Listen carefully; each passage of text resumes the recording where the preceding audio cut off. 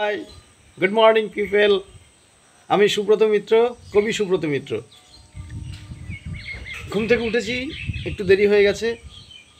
এখন আমি বেরোচ্ছি ভোট দিতে যাচ্ছি। আমি ভোট দেব, আপনারাও ভোটের লাইনে দাঁড়াচ্ছেন। ভোট দিন, সকলে প্রাণ খুলে ভোট দিন। আমাদের সকলকে মনে রাখতে হবে, একটি সুস্থ সমাজ নির্মাণের ভোট, একটি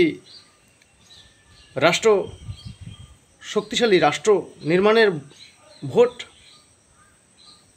আমাদের নাগরিক অধিকার রক্ষার ভোট, মা বোনের সম্ভ্রম ইজ্জত রক্ষার ভোট,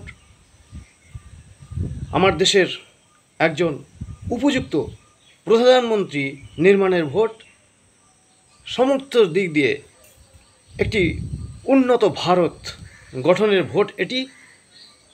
এই বিষয়বস্তুগুলোকে নিয়ে মাথায় রেখে আমরা যদি ভোট প্রদান করতে পারি, তাহলে আমাদের এই ভারতবর্ষ বিশ্বে শ্রেষ্ঠ আসন গ্রহণ করবে।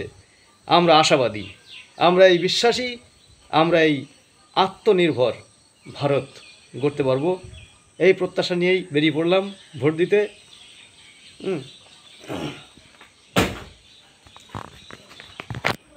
জয় ভারত।